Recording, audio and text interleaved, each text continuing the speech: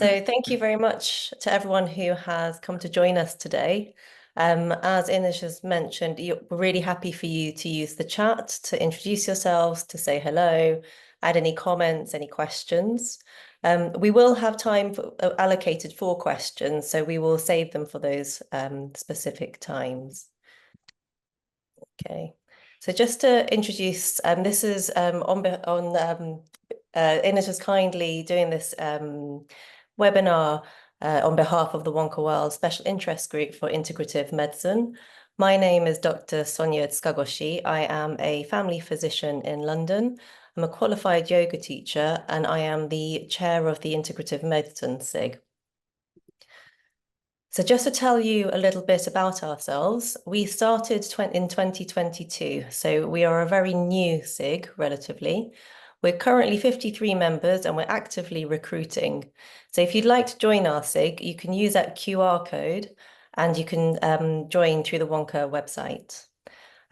We offer quarterly newsletters and we do regular webinars. And our last webinar had 10K views on the YouTube channel, which we're very proud of.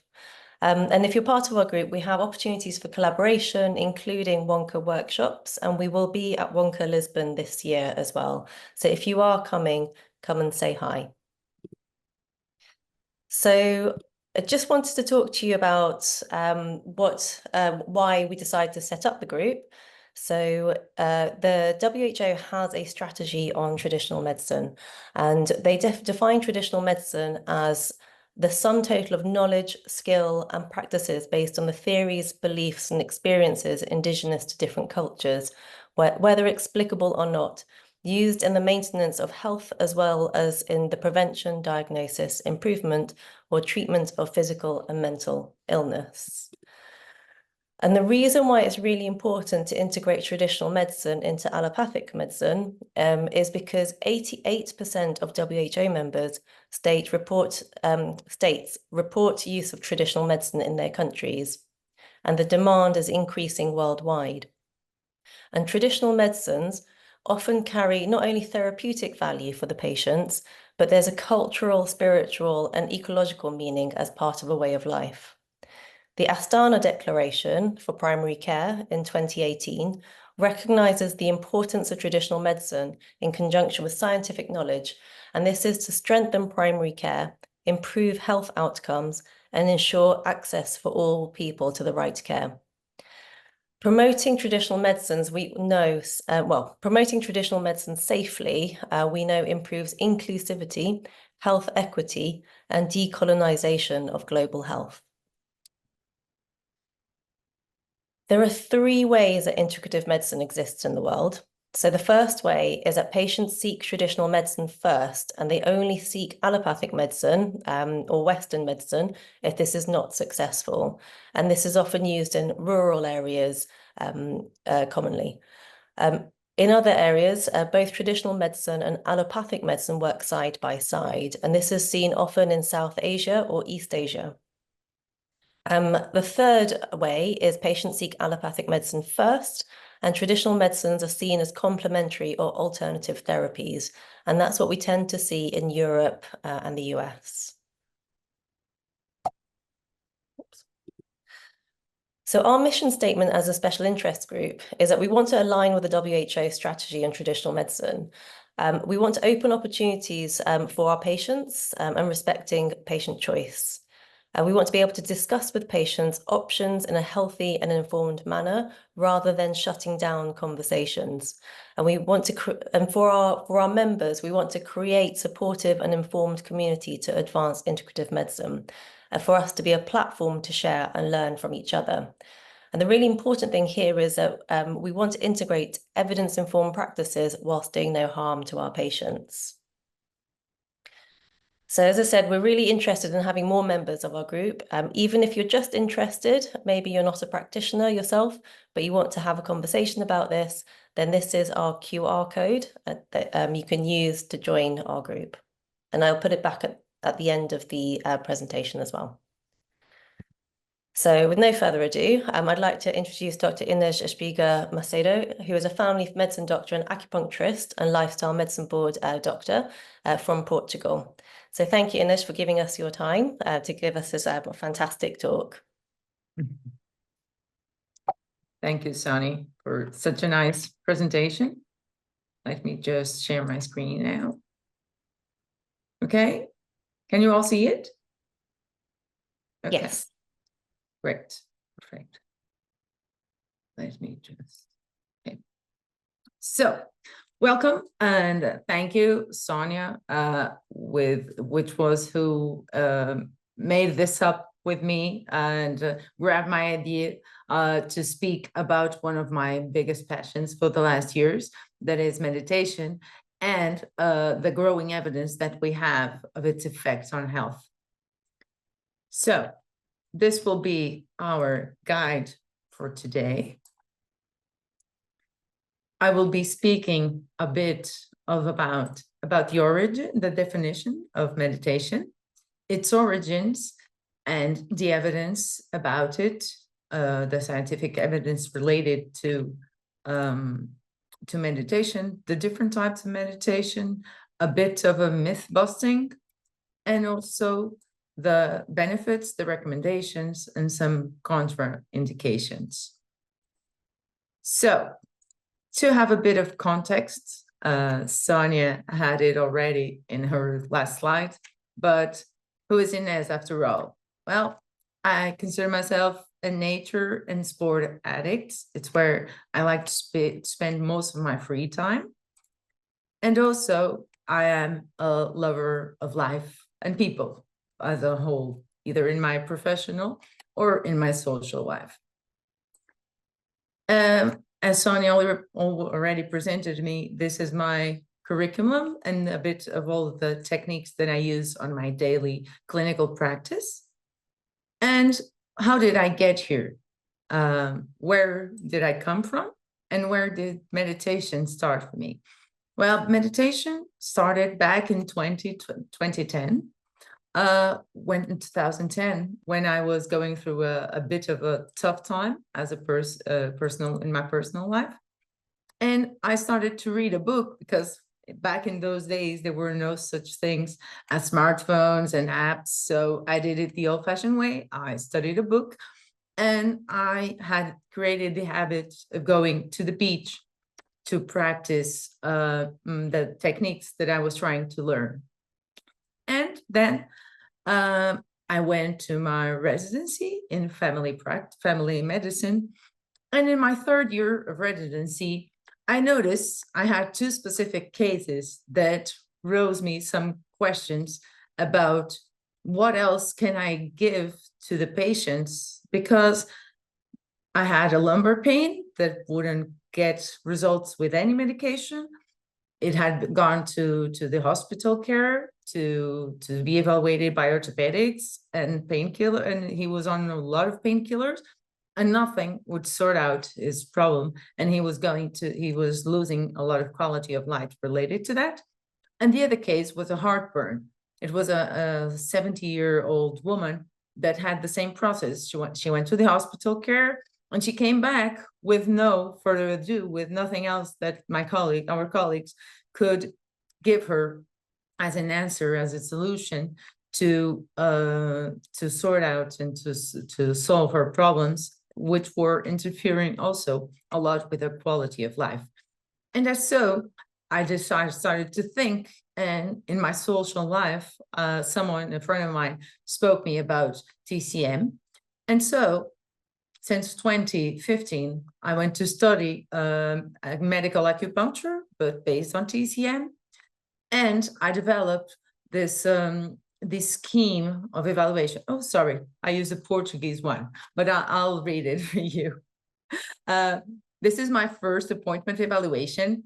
I base my my appointments in the life events that were most stressful or traumatizing to the people, and then I see what they had before in terms of family medicine treatments and all the hospital evaluations they could have been, and then I decide whether I have some tools from TCM, namely some dietotherapy, some food advice that I can give them.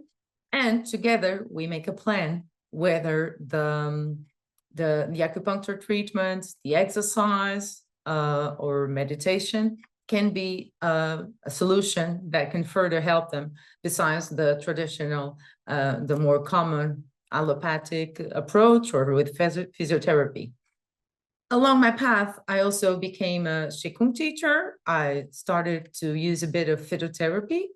And lastly, back in 2023, I decided that I needed to be certified as a meditation teacher, because every time I prescribed meditation for my patients, and the ones who wanted to have guided meditations here in Portugal, most of the times they would say to me, I'm not able to find guided meditations in Portuguese from Portugal. And the ones I find, I don't find that much interesting. And that was, once again, I always say, it's my patients who make me go through some of my paths. And this is how I became also certified in meditation. And last year, also certified in lifestyle medicine, because as you can see, it is the base of my work ever since I started as a family medicine specialist. So now I need your participation a bit. So who is already a meditator? Who meditates already? Can you please use the hands up to show me?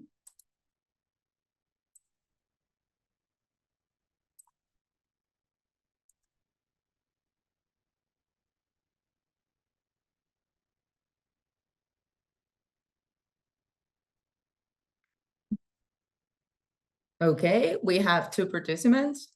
Anyone else? I am one. Suzanne, Florel, Sonia. Anyone else? Or we're just all curious people who want to know? Okay, Rubik is writing in our chat. She also is a meditator.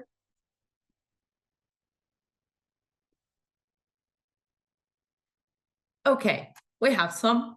Let's see if we can conquer some more to become meditators from today on.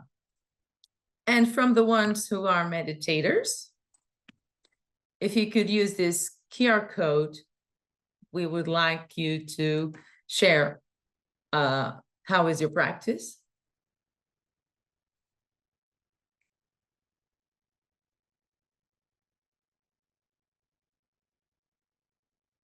Okay, Anna wrote that she also is a meditator. So I think we have at least 6 people who are already meditators in our group.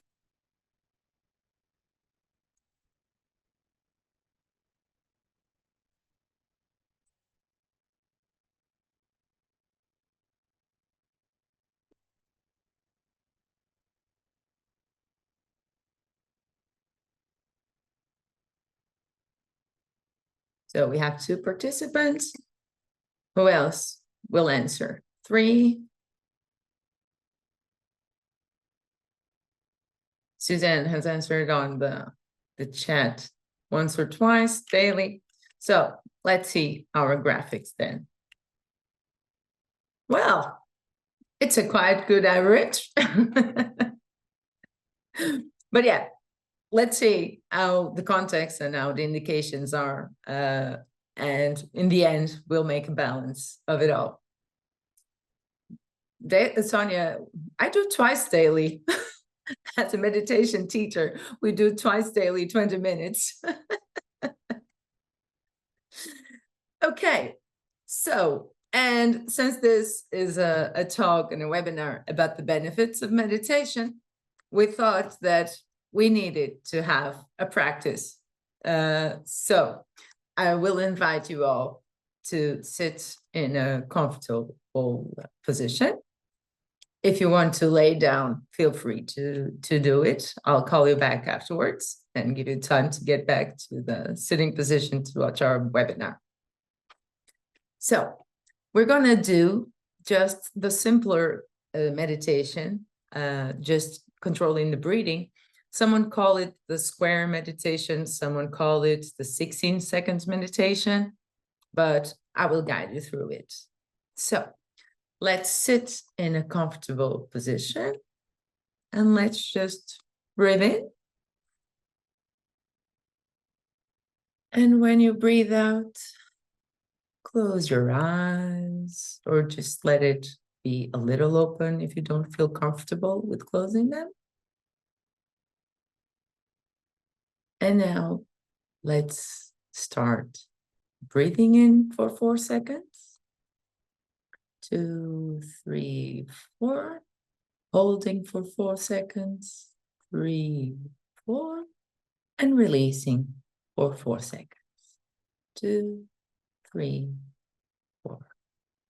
Once again, let's breathe in for 4 seconds. Hold for 4 seconds. 2, 3, 4. And release for 4 seconds. And then hold for another 4 seconds. And once more, let's breathe in. And breathe out. And just hold. And one last time, breathe in. Hold. Breathe out.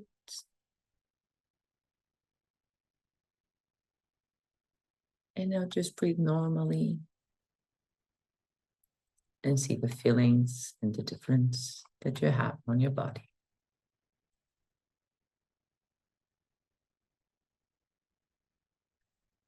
And whenever you feel comfortable, you can have another deep breath in. And when you release and feel comfortable, you can open your eyes.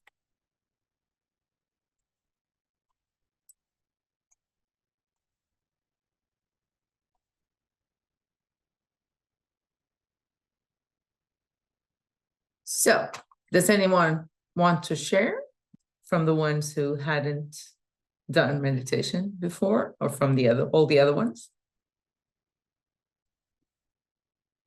You can share on the chat. And this is just a simple practice that we can use in every time of our day when we have those spikes of stress that make us a bit crazy and out of control in terms of our emotions. It's a good technique because it just takes us a few seconds to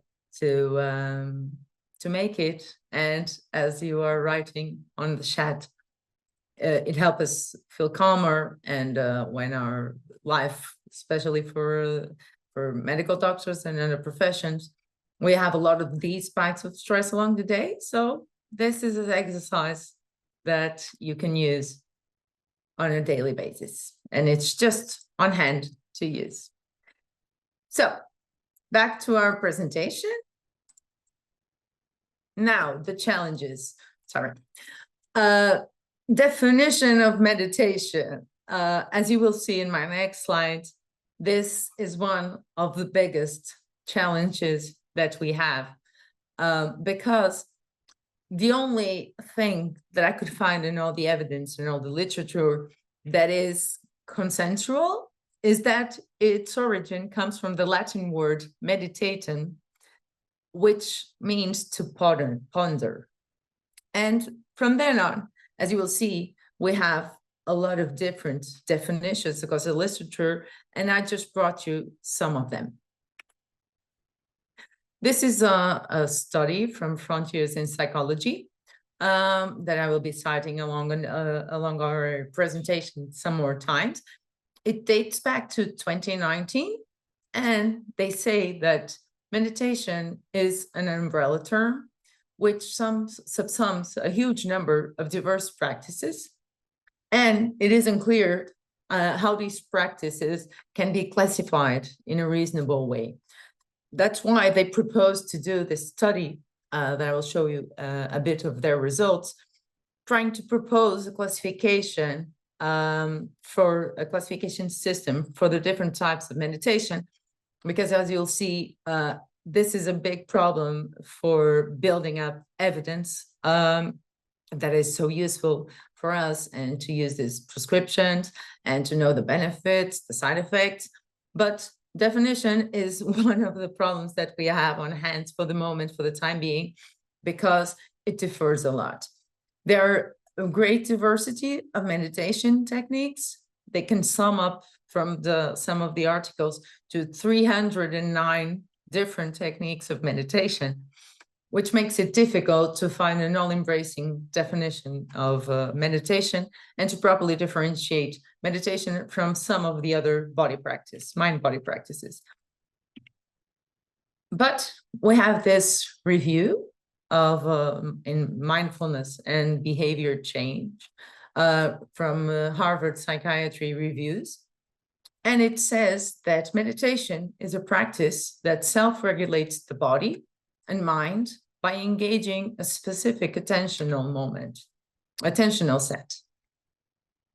And then we have the National Institute of Health that in this article about meditation and mindfulness states that the term meditation refers to a variety of practices that focus on mind and body integration and are used to calm the mind and enhance the overall well-being.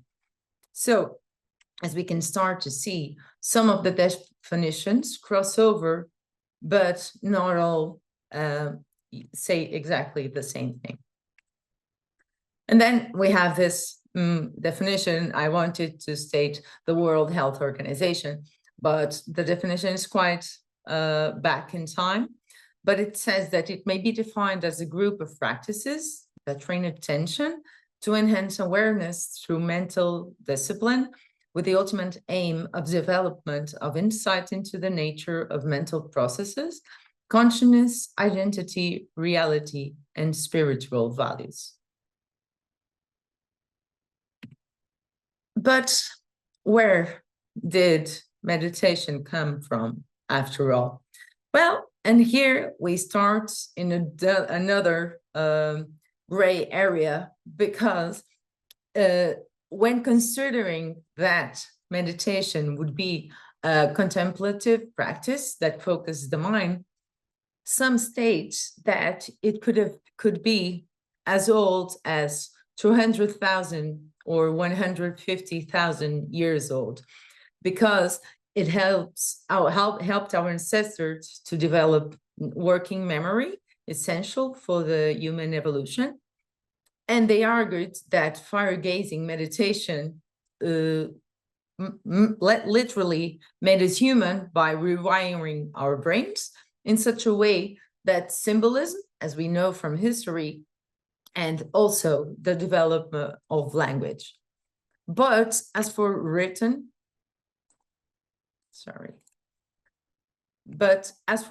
records, what we have described is that the written records go back to 1,500 before Christ, associated with India and the Indo-Vedas registers. They also state that in Taoist China and Buddhist India, there are some written registers also in this time zone. And then we have mindfulness, that is also, it can also be a type of meditation, as we see a little bit later, as we'll see a bit later. And the meditation and mindfulness techniques and mindfulness meditation techniques are reported back to the 1980s, when Jon Kabat-Zinn came to the States and started to create a mindfulness-based stress reduction program that was associated with different techniques, body scan, the way of eating, the mindful eating that we know a lot. And he basically integrated the Buddhist insights, namely the Vipassana meditation, with other contemplative practices like the Zen, the yoga, paired up with some modern psychological theories about stress and coping for application in healthcare system. On the other hand, there's an article that talks about the origin in ancient Rome, where they consider that now mindfulness as a third wave therapy of psychotherapy is based on the Stoic movement and practice of attention and concentration on the present moment.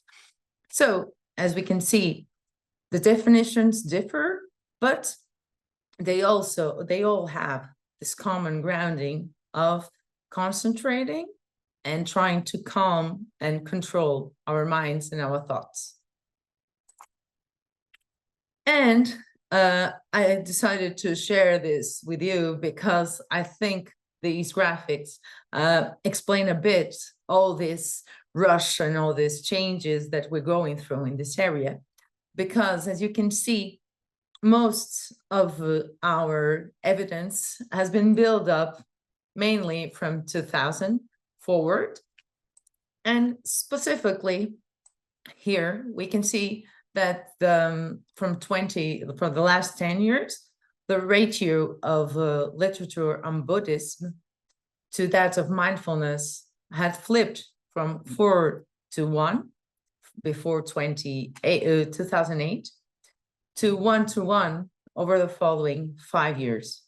And nowadays it has dropped, and now it's approximately from 2010 on, it's 1 to 1, either the Buddhism meditation or the mindfulness. And so we can see that we have different types of studies, a lot of studies been done in the last years. And specifically, the areas are mainly based on psychology, psychiatry, and neuroscience, neurology, which will show us a bit of the evidence that I was able to bring to you all for this webinar.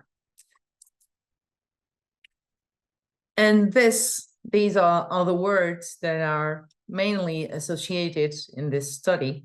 And we can see here that meditation, anxiety, adolescence, intervention, stress, health, are all in cognitive therapy, emotion regulation, are all the different names and keywords that would appear in this search that they did.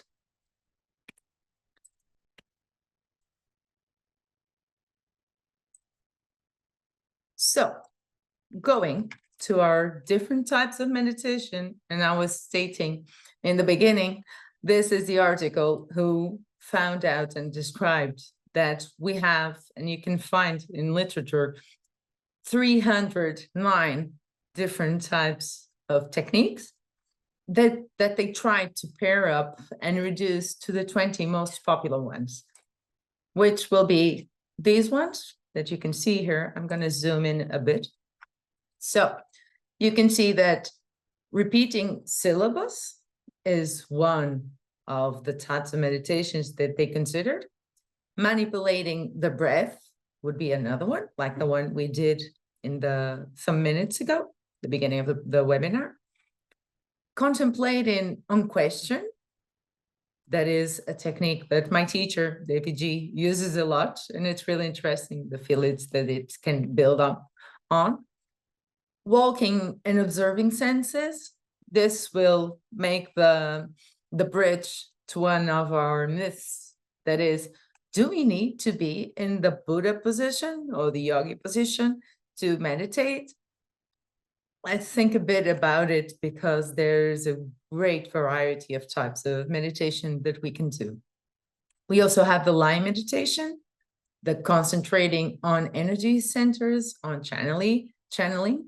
Here you can see the connections to the India, Ayurveda, and also to the China, the Taoism.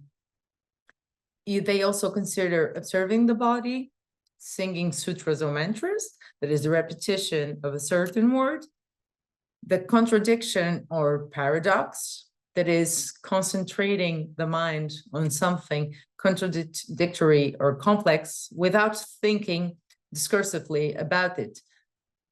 Just trying to feel what your body and your mind feel about it, and not so much actively thinking about it. And then one of the types of meditation that I like the most, especially for falling asleep, which is the body scan. And then we have the concentrating specifically on an object, the meditation with movements, sitting in silence, observing thoughts, breath of abdomen, opening up to blessings. You can see that even getting it back and down to only 20 definitions out of 309, even though it's a bit complicated and a bit broad, the type of meditations that you can describe.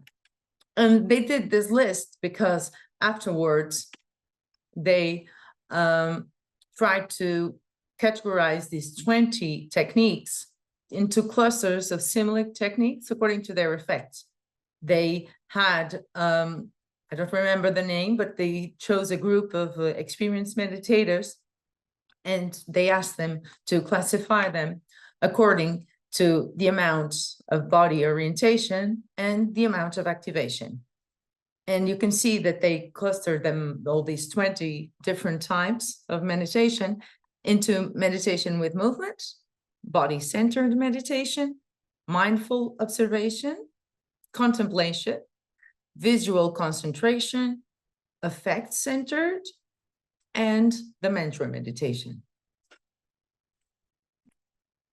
But when you go and see other authors, these two articles state that from the broad variety of meditation practice that have been described, the main styles would be only these four.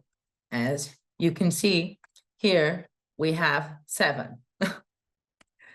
And then we have the Harvard Medical School that in their articles about meditation, they consider that we have the concentration meditation, the heart-centered meditation, mindfulness meditation. Then in the movement department would be the Tai Chi and the Qigong, the transcendental meditation, and also the walking meditation. And back to mindfulness, as I was trying to begin and give you a bit of this notion, mindfulness is what I found it really nice, this state that not all meditation is mindfulness, neither all mindfulness is meditation, because mindfulness can go from the way you walk in life, the way you think about things, the way you eat. So it's much beyond just meditation in this sense of concentrating in our body and trying to calm ourselves.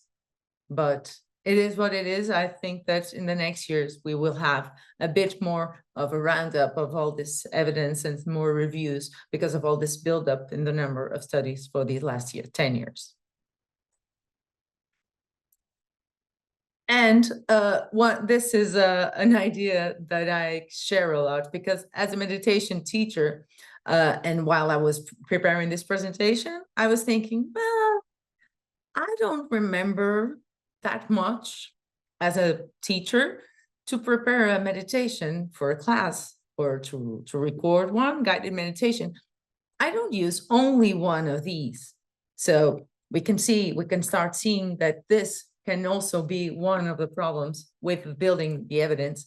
And so, but as I always say, I'm a more clinician. Let's keep the rest for the researchers to try to make a bit more brainstorming. But for more, I see it as a meditation teacher. This is also a problem because most meditations on practice, on a daily basis, we don't use only one of the techniques. We will pair up a lot of them. Even in 10, 15 minutes meditation, it's probable that we will use more than one type of meditation. So let's have a bit of a break Do you have any questions until now? Do you want me to clarify something? Any idea?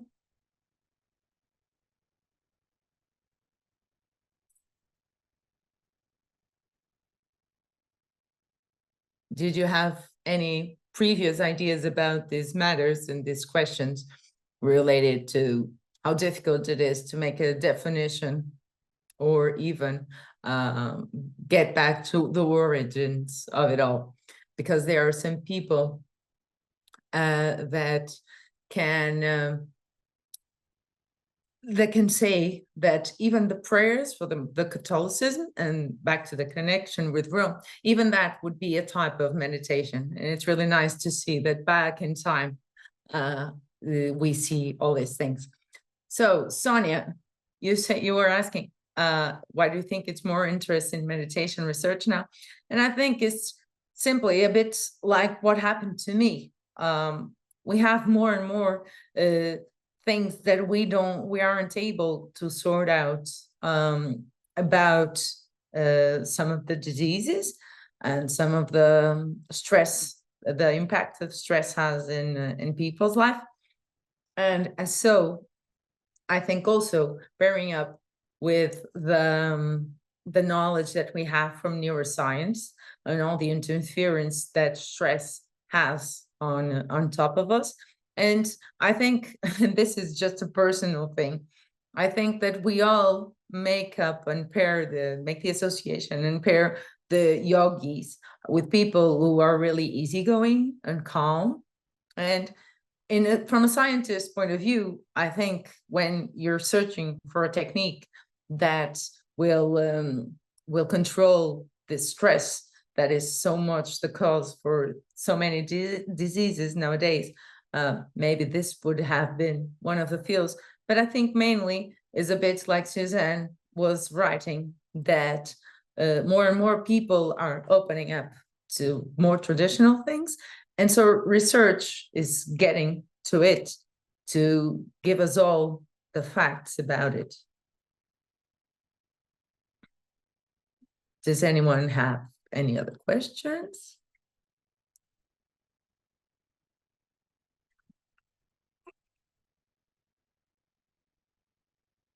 So I guess let's continue. Yes, Katerina, it's not exactly that they have more benefits, but rather that different types of meditation, as we will see afterwards in the mechanism part, different types of meditations activate different brain zones from what we have from neuroimmunology studies. And as so, they can be more advisable for certain types of situation rather than some others. And then what I see from my experience on my daily routine is that people tend to have a preferable type of meditation. And it's not associated apparently with any factor, because we still don't know. But with some people, mantra meditation, for example, is the best thing. It's perfect. And then you have others, oh, please don't do a mantra meditation. It makes me even more stressed out. And they're still not described the factors that really make people be in the one hand or the other. Thank you for your question. Nice one. Any other question?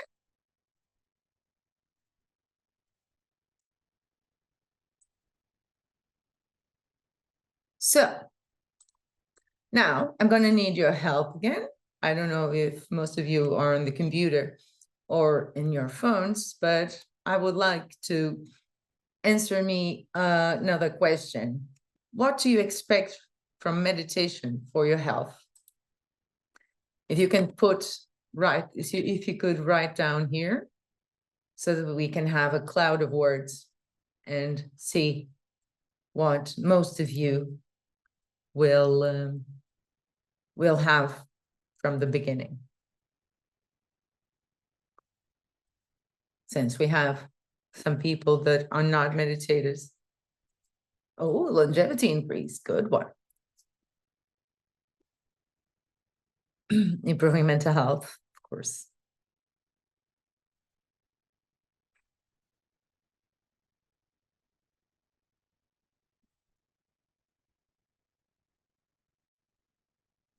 Okay.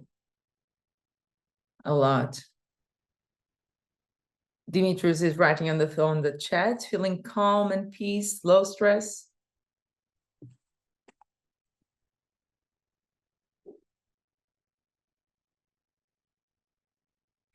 Stress reduction is getting more votes. Stress management, for sure. Improving the awareness of self, of course.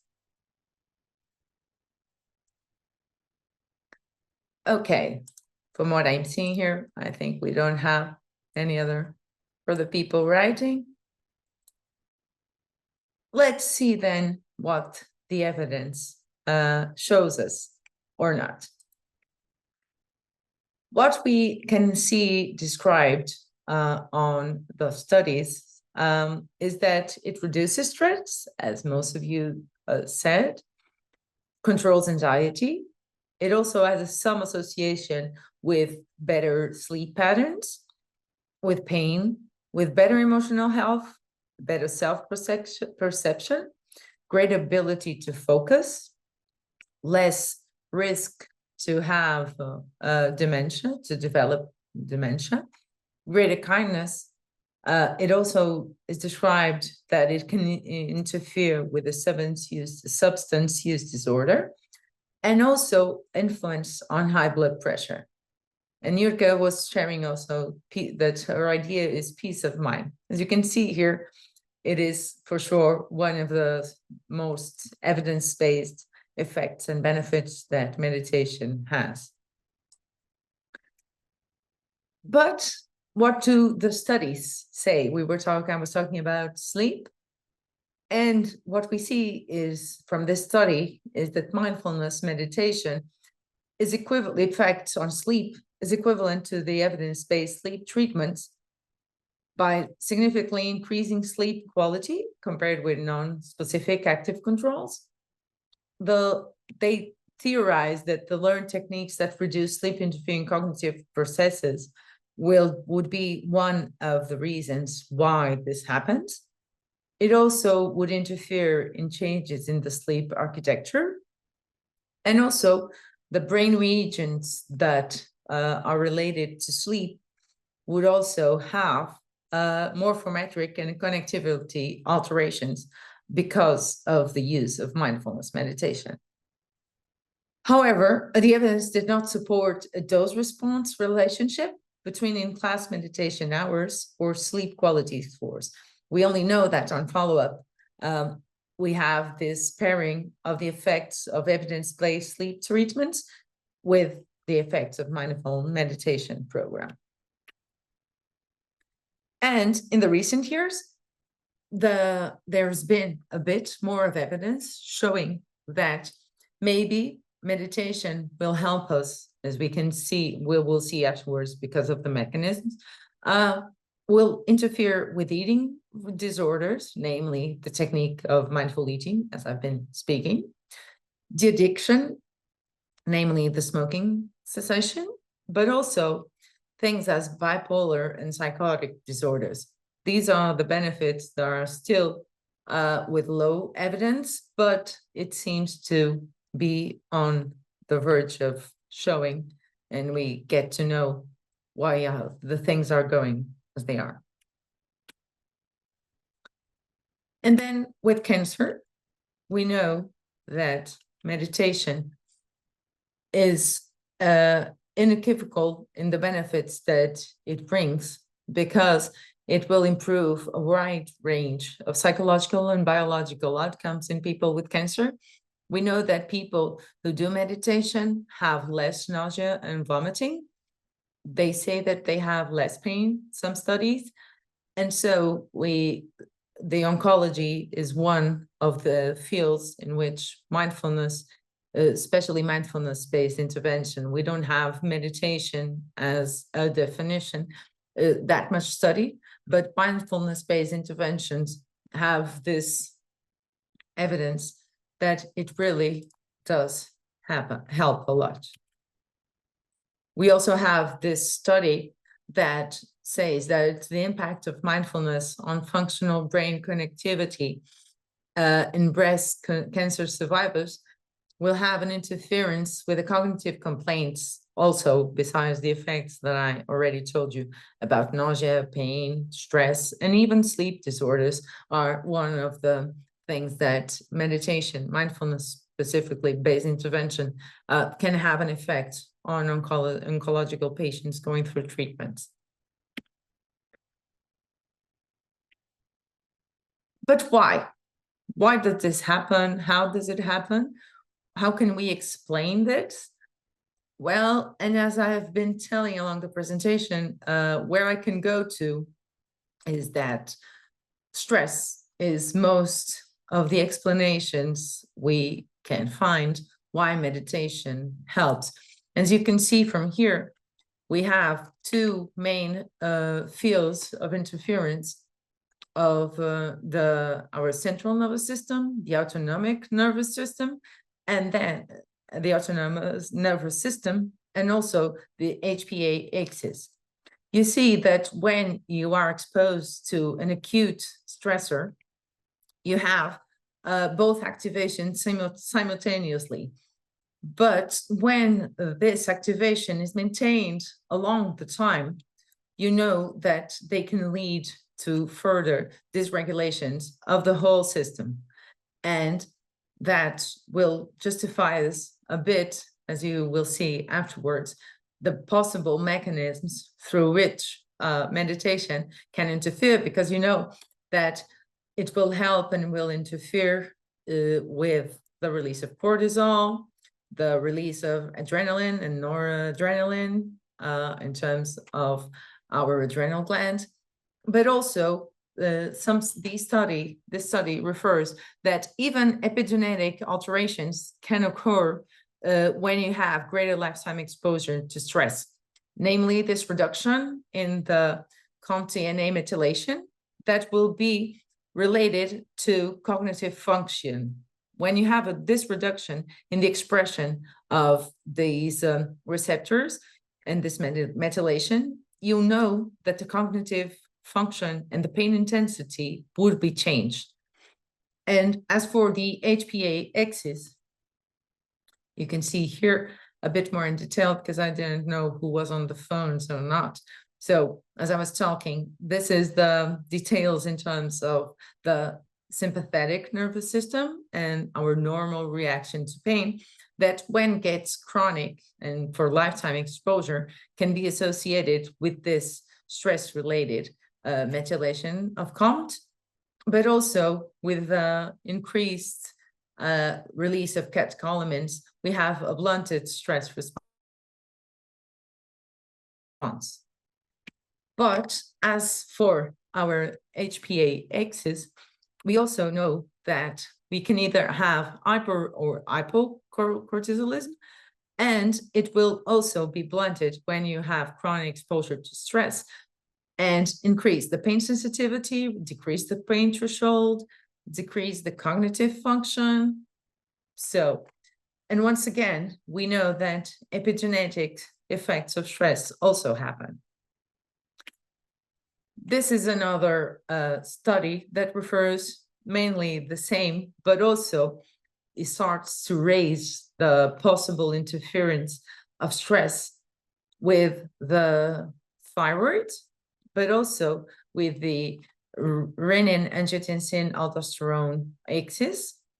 And we will see a bit further that this will justify probably, but there's not sufficient evidence for the time being, but probably this will also would be interfering with the matters of high blood hypertension, for example, and also cardiovascular disease.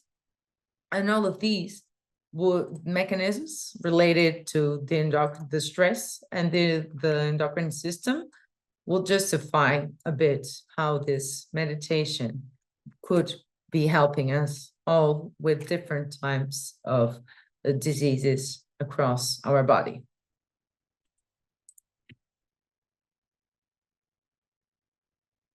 And this is a bit the answer to the question that Katarina was asking.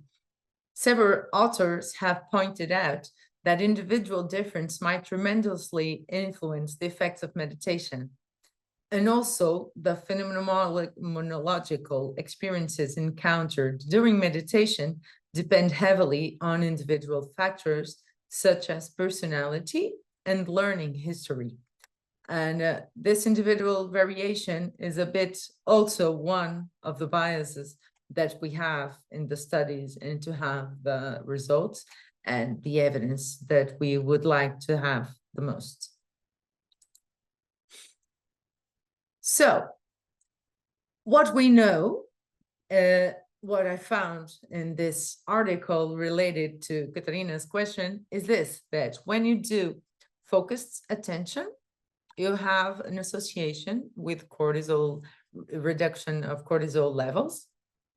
And there's also some studies that state that in early stage breast and prostate cancer, when people go through the mindful-based stress reduction program, they have associated lower levels of cortisol, lower levels of pro-inflammatory cytokines, low systolic blood pressure, and low stress symptoms. That goes back to what I was describing and telling you about the effects that we have related to cancer of the use of meditation. And also, we also know that the mindfulness practice is associated also with blunting of the neuroendocrine profiles associated with treatments. And then this field was one that I loved to study, because it is the basis. This study is from 2022, but ever since 2015, that I use this as the basis of my work and my clinical daily practice, because I really do think and agree that this theory of the psychoneuroimmunology, that when we have a negative emotional state that is prolonged in time and goes for long and long and long, this will interfere with our physical health, which in addition will lead us to a more susceptibility to disease. And there is where the field of meditation will enter, because with this theory, we know that self-healing this reduction of stress, as you could see for the example of the cancer patient, we can have this modulation of the behavior and the immune system all together because of this theory of the psychoneuroimmunology. But what do they state? This is quite complex, so I just made a bit of a resume of what they say, because they state that the meditation has different phases according to the time you practice and the type of meditations that you do. They say that the prefrontal cortex is that plays the vital role in initiating the meditative processes by helping to detect and avoid the wandering thoughts. It's what we see here in phase 1. See if I can use the laser pointer. See here in phase 1, you can see that there's a stimulus through the glutamate that will go to the paraventricular nucleus, and then it will activate the vagal nucleus. And it will have 2 branches. One would go to the psychology and the other to the immunology.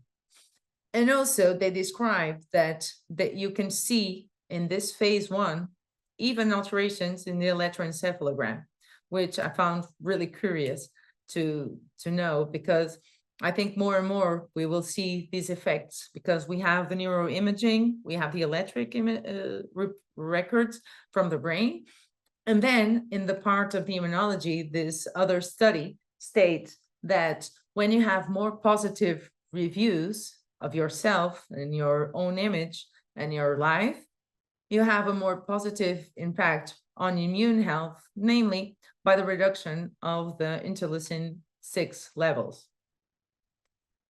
And from the base study that I'm citing here, the psychoneuroimmunology, then we can see that from the vagal nucleus, where we had stopped, there's a decrease in the HPA axis and the simple adrenal system, which will in turn result in the reduction in anxiety, enhancement of well-being, and improvement in personality. This sense of getting to know ourselves better, getting to know our limits, getting to know how we can deal with things.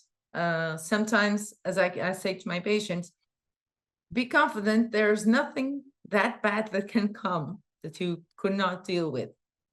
And I think this is one of the things that, for example, one of the techniques that I use a lot in my practice is, besides the breathing meditation or the focus meditation, is also the writing meditation, the journaling. And sometimes there are patients that are a bit not so comfortable with starting the journaling because they think that there's the things that will come will be too tough for them to deal.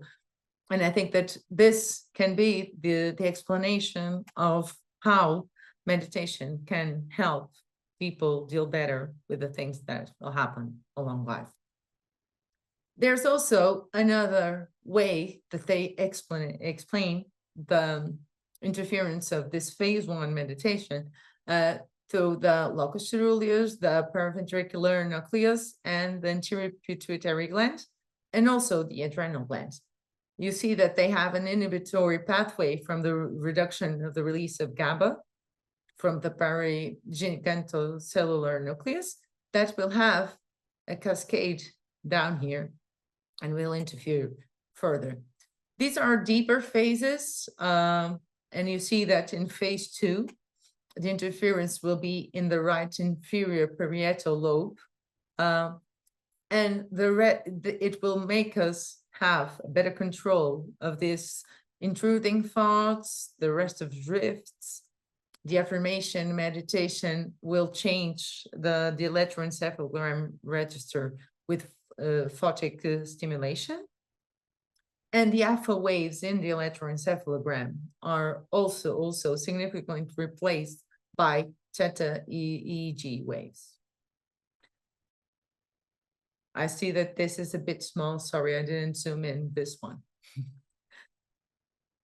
Here, in the part of the immunology, what we know is that when you activate the vagal nucleus, you will have acetylcholine release, which will bind to their receptors and to the cytokine-producing cells, reducing the nuclear translocation of natural NFKB and activation of the STAT3. This will result in a reduction of the cytokine transcription and also the reduction in the pro-inflammatory cytokines that were described in the study that I had just referred of the cancer patients. This is a bit the circuit that this study states that will justify not having the same effects and having a release and a reduction in all these stress factors. So let me just take the pointer off. And here, once again, you can see that the stimulation of the vagus nerve is associated with inflammatory cytokines, namely the TNF-alpha, the interleukin-1, 6, and 8, and by this pathway that I was describing in the other slide. This is just a zoom in of that detail, okay? And then this will go to, oh, sorry, this title is wrong, because now we will get into the neurological and the imaging effects that we have described. And so we know for now that the meditation experience is associated with increase in the cortical thickness of the prefrontal cortex, and the hippocampus, which are the ones that are related to attention and memory work memory. And also a reduction in the volume of the amygdala, that is one of our main stress control centers.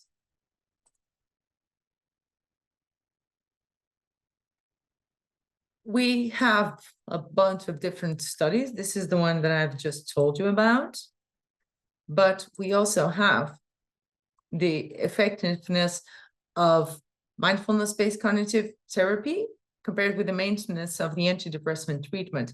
This is a study that I found really interesting because they found that they can be in cases of minor depression, there can be an overlap of the effects of this mindfulness-based program paired with the use of the antidepressants. I think it's fluoxetine, the antidepressant that they compare to.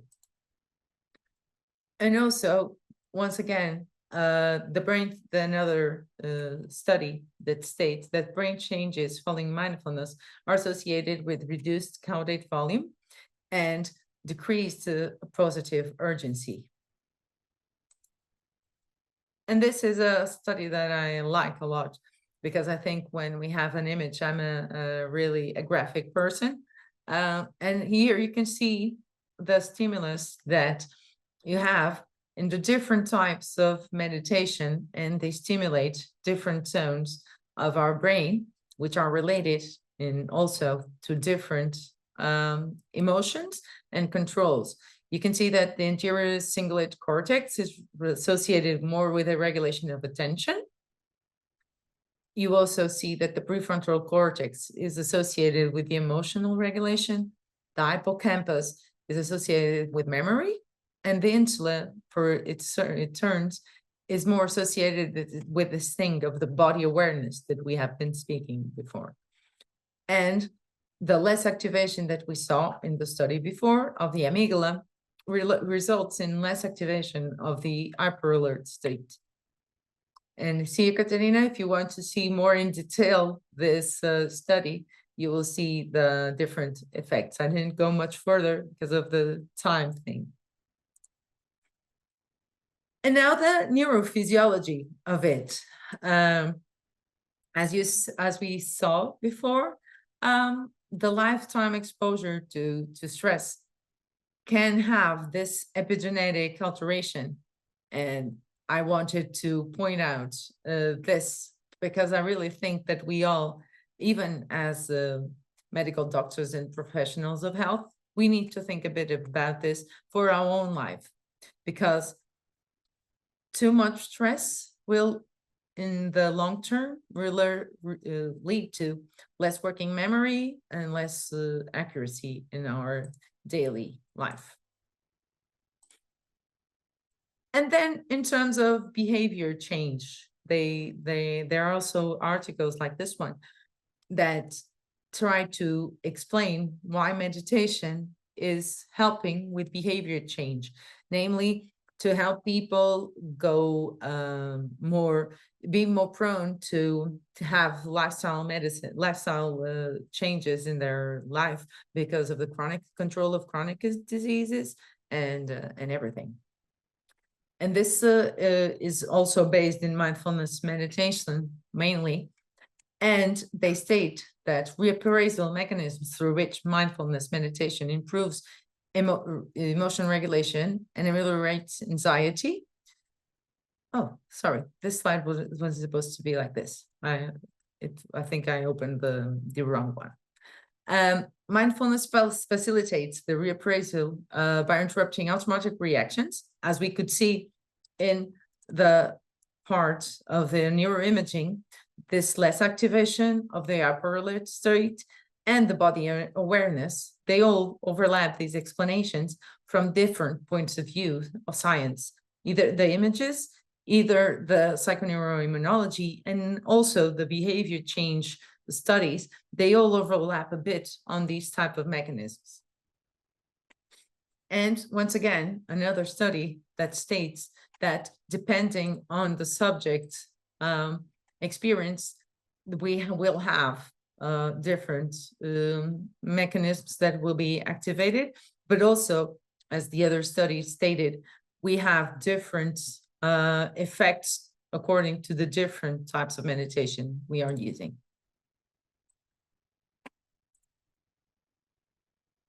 This is the study that I was trying to speak about before. When you have focused attention, they say that you have more association in engaging attentional control. And when you have open motoring training, you will be associated with less non-reactivity in terms of labeling and emotion. And this is a bit of the mechanisms that this study describes, that the mindful-based intervention will have an interference either in the emotional regulation, as well as the attentional and cognitive control, and the self-related processes, a bit what we have been talking before. And they pair up these changes that happen in these different fields will help people be more motivated to learn and to be continue and be a bit more conscious of the lifestyle changes that they need to do to deal better with the chronic diseases, or what preferably, as family medicine people like to say, have primary prevention. And so, as for the future, promising evidence that meditation and mindfulness-based therapies will be improving psoriasis area. This is a study in dermatology, and also in the severity index. However, only 2 studies reporting significant improvement in quality of life. Once again, it has some of bias, the study. That's why the conclusions could not be as wide as we would like to. But it could play a useful role as an adjunctive therapy for the physical effects and psychological symptoms of psoriasis.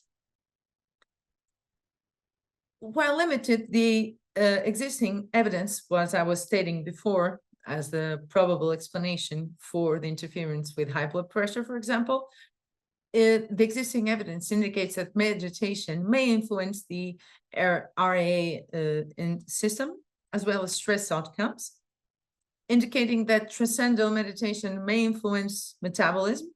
And they state this in the part of the article where they try to find a relation with insulin and leptin levels, but the study didn't find yet strong evidence, but just a leading evidence, a pattern that can happen and be going through. Now, about our myths, I wanted to bring you one of the meditations that I love to do the most in one of the retreats I participated in, which is this Osho meditation, because you actually don't need to be sitting or stillness. And the truth is that when you do this type of meditation, you have 1 hour music created by Osho, and you are with your eyes closed, and the guide that does the teacher that leads the meditation will control the space that you occupy in the room, and the feeling that you have is really one of getting into you, only because you're with your eyes closed. Some of the teachers even puts the strap around your eyes. I think this is not the case here, but when I did it, it was the technique that the teacher used. And also the articles talk about the Sufi whirling technique, in which they are spinning around one's own axis with the arms spread out. I found this funny because I think all of us, maybe when we were childs, we would do things like that without having the minimum idea of that being actually a technique back in the days.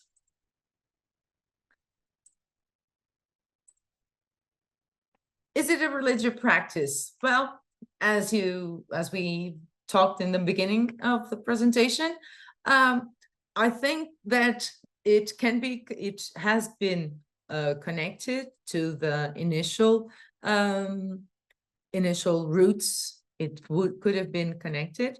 And for some people in my clinical practice, I know that praying, for example, is a type of meditation. So it's not mandatory that it is a religious practice. As you can see, we have mindfulness-based meditation, we have breathing meditation, and none of these techniques are religious practices. And is it essential to empty the mind and stop the thoughts? No. As you can see, only with the deeper phases, with meditation, as you saw in the other slide of psychoneuroimmunology, only in phase 2, you start to control a bit the thoughts. But as we usually see, we are people who thought or who think. So it's not supposed for us to completely stop thinking. It's just that we are able to have the thoughts in our minds and not staying connected to them. We just, as we usually say, we just look at them as clouds that just are going and passing by, passing through. So, as for recommendations, for the ones who still didn't start but are looking forward to it from our presentation and our webinar, the ideal is to create a daily routine of 5 to 10 minutes. You don't need no more than that. You can even start just for the 5 minutes meditation. You saw that in the first minute meditation, it was just 1 minute or some seconds, and you already felt calmer.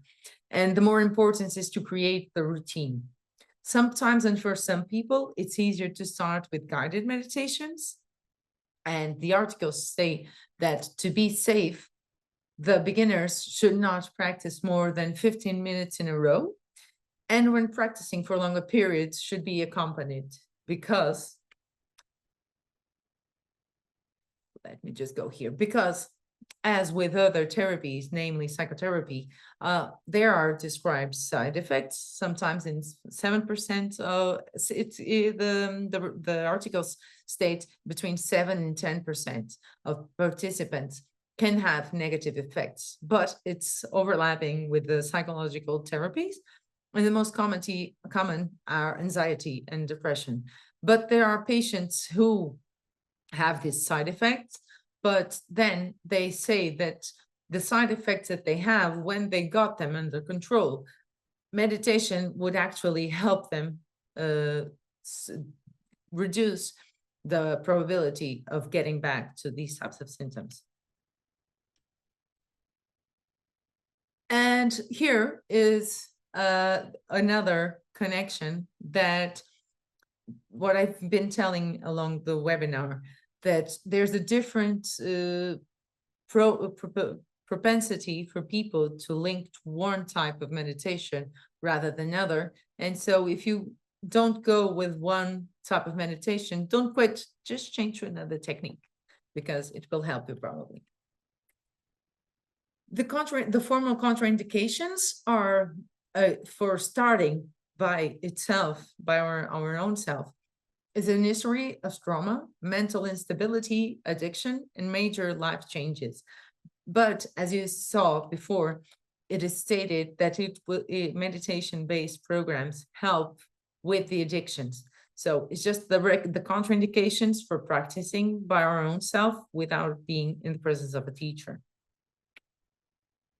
So I think we all saw that we have evidence-based benefits for health, namely anxiety and depression control, stress control, oncology, and sleep pattern. But we have benefits, potential benefits, that are still in the buildup of the evidence for them, namely the cardiovascular health and the endocrine benefits and thyroid function also. The limitations that we see from the studies is that we need to have better descriptions of the actual practices, better designs of the studies, using well-described interventions and comparison groups, with describing namely the precise nature of meditation practicing, describing the person that is practicing, when it is practiced, and where it is practiced. They state that probably the new apps that we have all around could be of great usefulness for these points of view. Who's up for another meditation? Or do you want to make the questions first? What do you prefer? Sonia? Shall we do a meditation practice and then we can go on to questions? People can meditate on the questions that they will ask you, maybe. Okie dokie. So, for this meditation, specifically, I'll be doing the body scan that I told you that I like a lot. So if someone wants to lay down, this meditation sometimes is more comfortable while laying down. Just turn off the cameras and feel comfortable. So just sit or lay down on a comfortable position.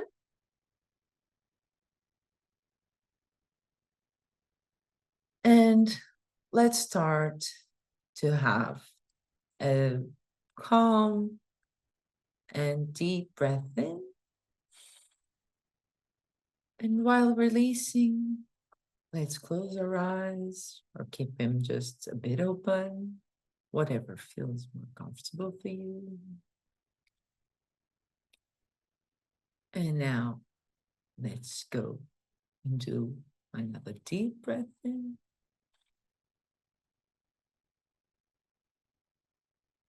And a deep breath out.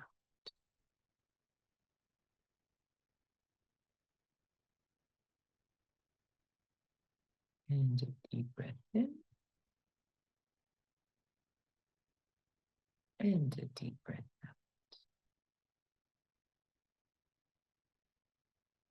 Now, let's focus our attention in our feet,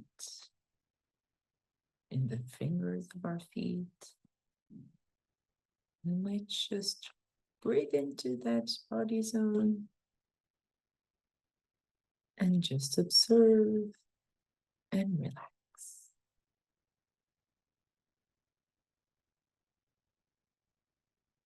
And you just go a bit up until your ankles. You breathe in and you observe and relax.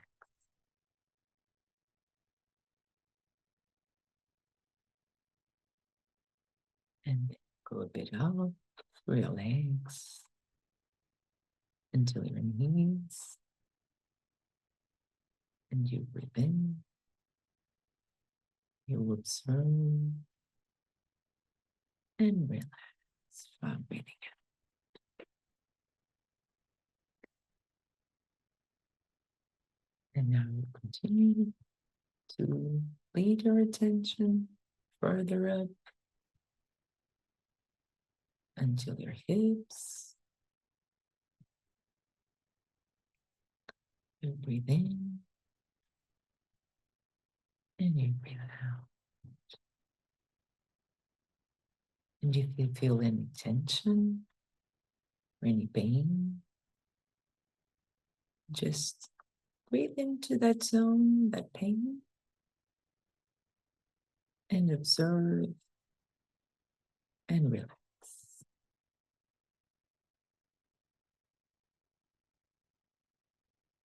Now we get to our belly, our abdomen.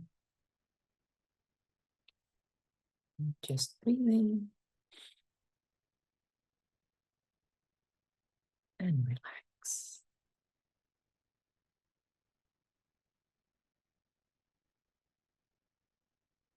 We go further up, we start entering our thorax, our breast,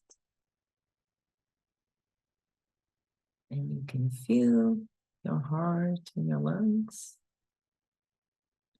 You just breathe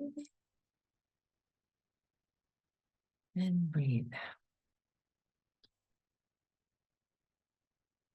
You breathe in once again. You just observe and relax. And now we continue to our shoulders, where we'll build up on much of our tensions. Maybe we just observe and relax.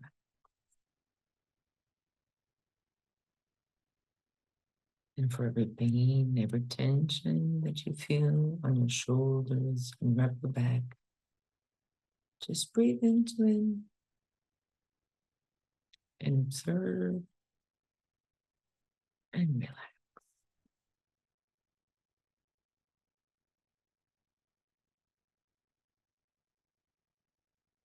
And now we go down our shoulders until our elbows. We breathe in and observe and relax.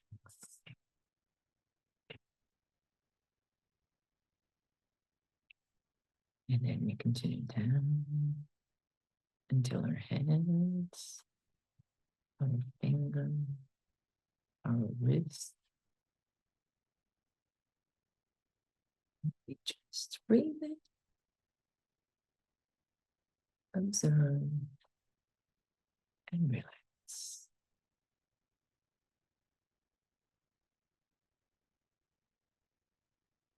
And then we get back to our neck. We breathe in, observe, and relax.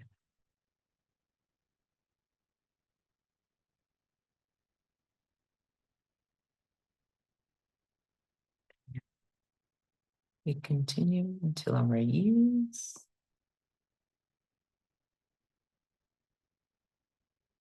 Our temporomandibular joint, that we have also a lot of tension. And we breathe in,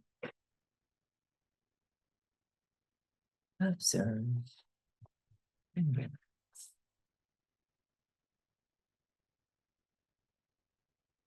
And we go to our mouth. We breathe in, observe, and relax. Going up to our nose, our eyes. We breathe in.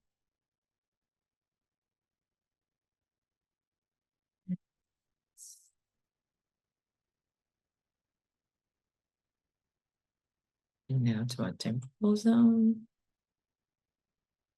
We breathe in, observe, and relax.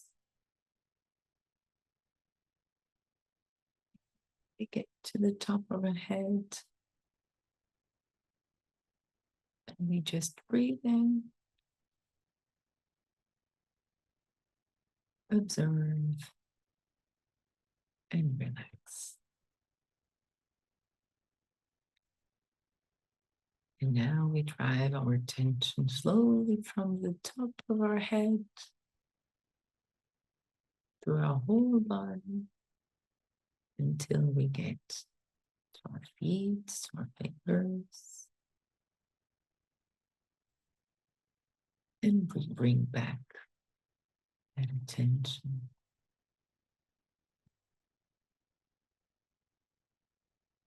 from our feet, going out.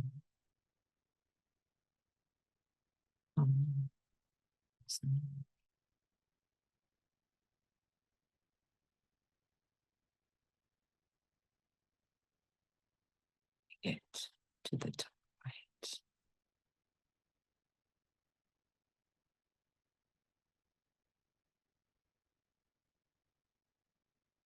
And whenever you're ready, just have a deep breath in And a deep breath out. Another long, slow, deep breath in. And a deep breath out.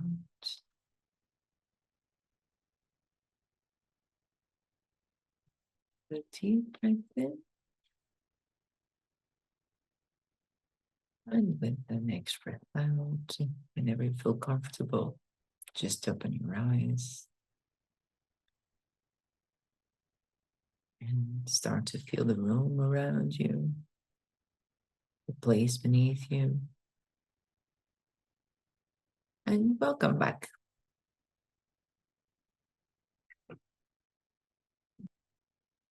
Thank you so much, Ines. That was really awesome.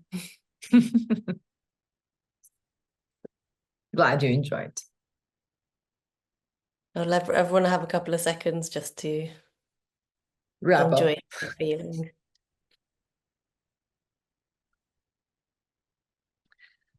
So if you do have any questions for Ines, I appreciate that we're a little bit running over time now, but if you want to ask any questions, if you want to pop it in the chat. I have one question for you, Ines, if that's okay. It's just back to one of your slides where you mentioned the difference between, is it focused attention meditation and open attention, was it? Yeah. Could you give, like, I was thinking kind of what is the difference in the sense is open attention like the body scanning and focusing on breath, and is focused attention like guided meditations, or how would you? No, the open observation is Mm. that type of meditation where you just breathe in and breathe out, and you just observe your thoughts. Mm. And the focused attention are all the types that you will have in the from the body scan, from the breathing exercises.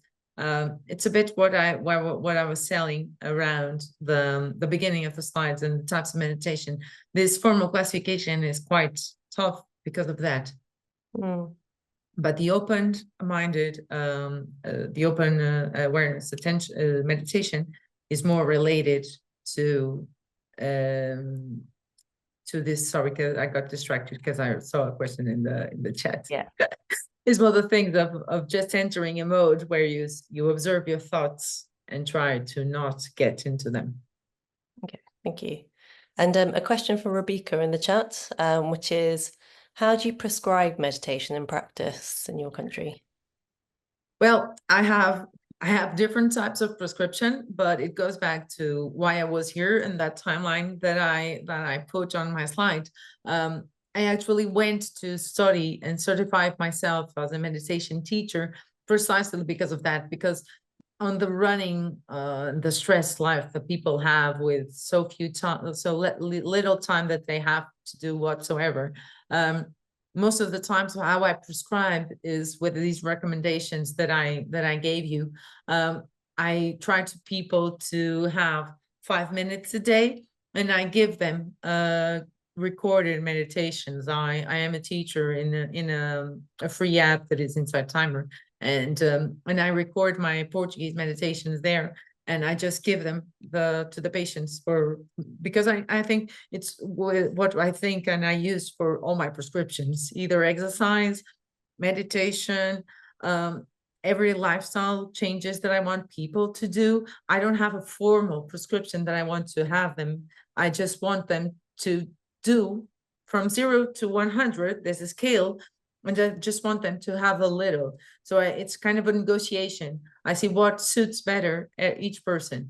I have some few patients which actually get into classes of meditation, but there are really few. Most of them just start to do guided meditations online, either through apps or videos or something.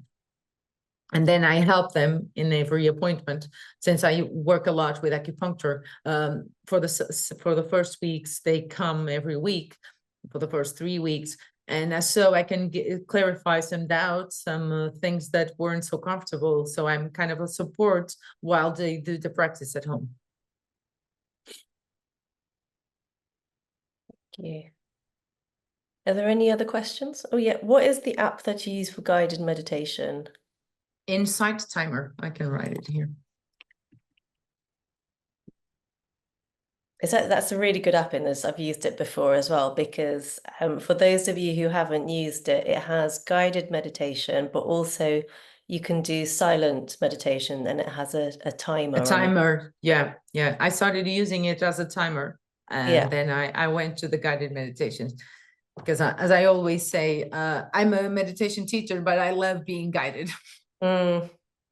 And I think you can also meditate with friends as well on Insight Timer. So Oh, that I've never used that option.